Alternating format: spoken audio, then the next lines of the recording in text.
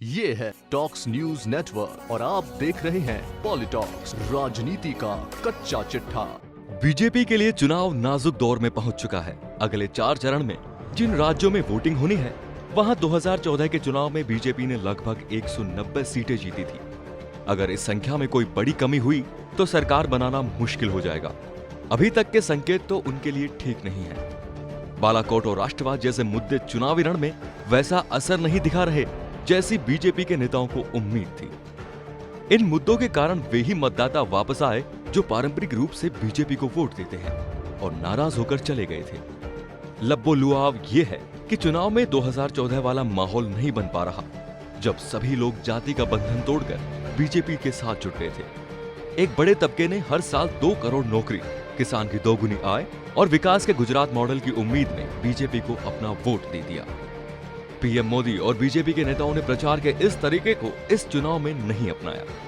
वे अपने भाषणों में न तो रोजगार देने की बात कर रहे हैं, न किसानों की आय बढ़ाने को जिक्र कर रहे हैं और न ही गुजरात मॉडल का कोई जिक्र हो रहा है। बीजेपी के रणनीतिकारों को पता है कि 2014 में निशाने पर लगे तीर इस बार वहां तक नहीं पहुंचेंगे। उत्तर भारत के मतदाताओं के बड़े वर्ग में नाराजगी बढ़ रही थी।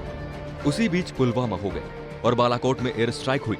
बीजेपी ने राष्ट्रवाद को मुद्दा बनाया और उनके अपने नाराज लोग वापस आ गए, लेकिन 2014 वाली बात नहीं बन पा रही। पहले 3 चरण के मतदान में बड़ा नुकसान हो चुका है।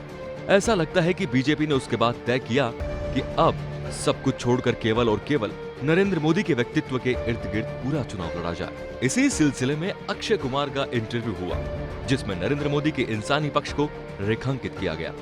उसको कॉम्प्लीमेंट करने और मोदी के राजनीतिक पक्ष की पैकेजिंग के लिए बनारस में गंगा किनारे वाला इंटरव्यू किया गया, जिसमें नरेंद्र मोदी ने उन सवालों का जवाब विस्तार से दिया जिनको लेकर आमतौर पर सवाल उठते हैं।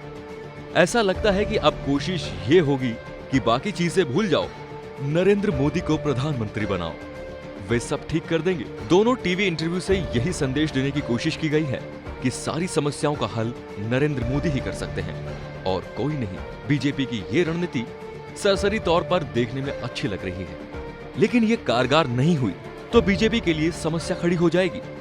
चुनाव के अब जो चरण बाकी है, उसमें पार्टी ने अगर बहुत अच्छे नतीजों के लिए काम नहीं किया तो सरकार बनाना मुश्किल हो जाएगा। उत्तर प्रदेश में पहले 3 चरण के मतदान में बीजेपी काफी नुकसान झेल चुकी है। अगले 4 दौर के चुनाव में यहाँ 54 सीटों पर वोटिंग होगी। 2014 में बीजेपी और उसके सहयोगी दलों ने इनमें से 50 सीटें जीती थी, यानी इन सीटों पर भी पहले 3 चरणों जैसा ट्रेंड रहा तो बीजेपी की नैया मझधार में फंस जाएगी। इसलिए अपने सबसे महत्वपूर्ण कार्ड को बीजेपी ने चल दिया है। नरेंद्र मोदी के व्यक्तित्व को एक बेहतरीन राजनेता और एक भले आदमी के रूप में प्रस्तुत कर दिया है। पॉलिटॉक्स के लिए वरिष्ठ पत्रकार शेष नारायण सिंह की रिपोर्ट। ये है टॉक्स न्यूज नेटवर्क और आप देख रहे हैं पॉलिटॉक्स, राजनीति का कच्चा चिट्ठा।